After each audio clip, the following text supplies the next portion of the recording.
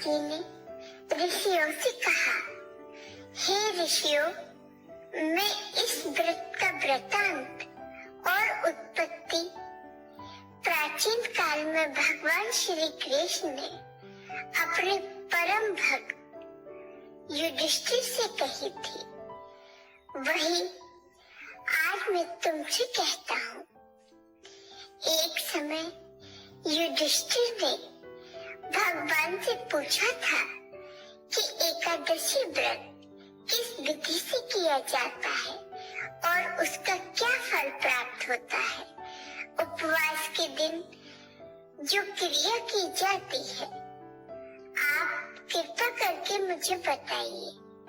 यह वचन सुनकर भगवान श्री कृष्ण कहने लगे, हे युधिष्ठिर, मैं तुमसे एकादशी के व्रत का महात्म्य कहता हूँ, सुनो। सर्वप्रथम हेमंत ऋतु में मार्गशीर्ष कृष्ण एकादशी से इस व्रत को प्रारंभ किया जाता है। दसवीं को सायंकाल भोजन के बाद अच्छी प्रकार से दातून करें ताकि अन्न का अंश मुंह में न रह जाए। रात्रि को भोजन कदापि न करें, न अधिक बोले। एकादशी के दिन प्रातः 4 बजे उठकर सबसे पहले व्रत का संकल्प करें। इसके पश्चात शौच आदि से निवृत्त होकर शुद्ध जल से स्नान करें। व्रत करने वाला चोर, पाखंडी, परस्त्रीगामी, निंदक, मिथ्याभाषी तथा किसी भी प्रकार के पापी से बात न करे। स्नान के पश्चात धूप, दीप, नैवेद्य आदि 16 चीजों से भगवान का पूजन करें और रात को दीप दान करें। रात में सोना या प्रसन्न नहीं करना चाहिए। सारी रात भजन, कीर्तन आदि करना चाहिए। जो कुछ पहले जाने अनजाने में पाप हो गए हो, उनकी क्षमा मांगनी चाहिए। धर्मात्मा पुरुषों को कृष्ण और शुक्ल दोनों पक्षों की एकादशियों को समान समझना चाहिए। जो मनुष्य ऊपर लिखी तिथि के अनुसार एकादशी का व्रत करते हैं, उन्हें शंकुद्वार तीर्थ में स्नान करने और भगवान के दर्शन करने से जो फल प्राप्त होता है, वह एकादशी व्रत के 16वें भाग के भी समान नहीं है। व्यतिपात के दिन दान देने का लाख गुना फल होता है।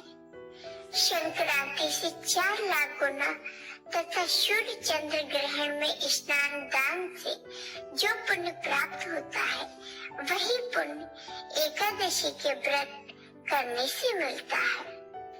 तब युधिष्ठिर कहने लगे, हे भगवान, आपने हजारों यज्ञ और लाखों गोदान को भी एकादशी व्रत के बराबर नहीं बताया, सो यह तिथि सब तिथियों से उत्तम कैसे हुई। भगवान कहने लगे, हे युधिष्ठिर, सतयुग में मुर नाम का एक दैत्य उत्पन्न हुआ। वह बड़ा बलवान और भयानक था। उस प्रचंड दैत्य ने इंद्र, आदित्य, वसु, वायु, अग्नि आदि सभी देवताओं को पराजित करके भगा दिया। तब इंद्र सहित सभी देवताओं ने भयभीत होकर भगवान शिव से सारा वृतांत कहा और बोले, हे भगवान, मुर दैत्य से भयभीत होकर सब देवता मृत्यु लोक में फिर रहे हैं। तब भगवान शिव ने कहा, हे देवताओं, तीनों लोकों के स्वामी, भक्तों के दुखों का नाश करने वाले भगवान विष्णु जी की शरण में जाओ। वे ही तुम्हारे दुखों को दूर कर सकते हैं। भगवान शिव जी के ऐसे वचन सुनकर सभी देवता क्षीर सागर में पहुँचे। वहाँ भगवान को शयन करते देख हाथ जोड़कर उनकी स्तुति करने लगे। देवताओं द्वारा स्तुति करने योग्य प्रभु, आपको बारंबार नमस्कार है। देवताओं की रक्षा करने वाले मधुसूदन, आपको आपको नमस्कार है, आप हमारी रक्षा करें। दैत्यों से भयभीत होकर हम सब आपकी शरण में आए हैं। आप इस संसार के कर्ता, माता पिता, उत्पत्ति और पालन करता और संहार करने वाले हैं। सबको शांति प्रदान करने वाले हैं। आकाश और पाताल भी आप ही हैं। सबके पितामह ब्रह्म, सूर्य, चंद्र, अग्नि, सामग्री, होम, आहुति, मंत्र, तंत्र, जप, यजमान, यज्ञ, कर्म, कर्ता, भोक्ता भी आप ही हैं। आप सब व्यापक हैं। आपके सिवा तीनों लोकों में चर तथा अचर कुछ भी नहीं है। हे भगवान, दैत्यों ने हमको जीतकर स्वर्ग से भ्रष्ट कर दिया है और हम सब देवता इधर उधर भागे भागे फिर रहे हैं। आप उन दैत्यों से हमारी रक्षा कीजिए। इंद्र के ऐसे वचन सुनकर भगवान विष्णु कहने लगे, हे इंद्र, ऐसा मायावी दैत्य कौन है जिसने सब देवताओं को जीत लिया है? उसका नाम क्या है? उसमें कितना बल है और किसके आश्रय में है तथा उसका स्थान कहाँ है? ये सब मुझे बताओ। भगवान के ऐसे वचन सुनकर इंद्र बोले, भगवान, प्राचीन समय में एक नारीजन नामक राक्षस था और उसके महापराक्रमी और लोक विख्यात बुर नाम का एक पुत्र हुआ। उसकी चंद्रावती नाम की नगरी है। उसी ने सब देवताओं को स्वर्ग से निकालकर वहां अपना अधिकार जमा लिया है। इससे इंद्र, अग्नि, वरुण, यम, वायु, ईश, चंद्रमा, नैऋत्य आदि सबके स्थान पर अधिकार कर लिया है। सूर्य बनकर स्वयं ही प्रकाश करता है, स्वयं ही मेघ बन बैठा है और सबसे अजय है। हे असुर निकंदन, उस दुष्ट को मारकर देवताओं को अजय बनाइए। यह वचन सुनकर भगवान विष्णु ने कहा, हे देवताओं, मैं शीघ्र ही उसका संहार करूंगा। तुम चंद्रावती नगरी जाओ।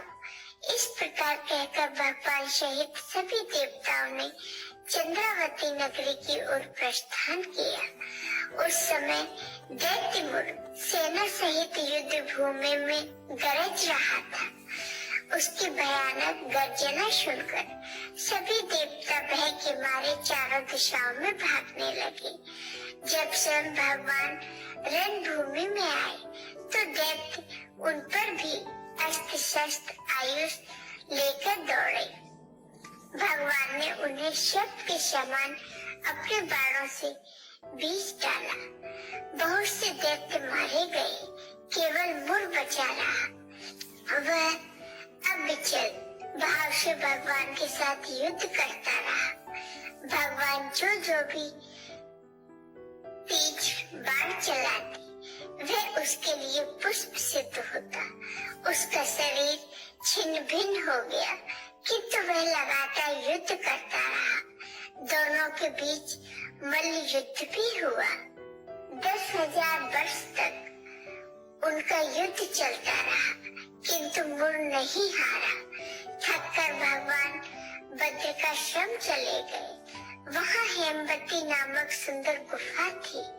उसमें विश्राम करने के लिए भगवान उसके अंदर प्रवेश कर गए। वह गुफा 12 योजन लंबी थी और उसका एक ही द्वार था। विष्णु भगवान वहाँ योग निद्रा की गोद में सो गए। बुध भी पीछे पीछे आ गया और भगवान को सोता देखकर मारने को उद्धत हुआ। तभी भगवान के शरीर से उज्जवल कांति में रूप वाली देवी प्रकट हुई। देवी ने राक्षस मुर को ललकारा, युद्ध किया और उसे तत्काल मौत के घाट उतार दिया। भगवान विष्णु जब योग निद्रा की गोद से उठे तो सब बातों को जानकर उस देवी से कहा, आपका जन्म एकादशी के दिन हुआ है, अतः आप उत्पन्ना एकादशी के नाम से पूजित होंगे। आपके भक्त वही होंगे जो मेरे भक्त हैं। जय हो भगवान विष्णु की।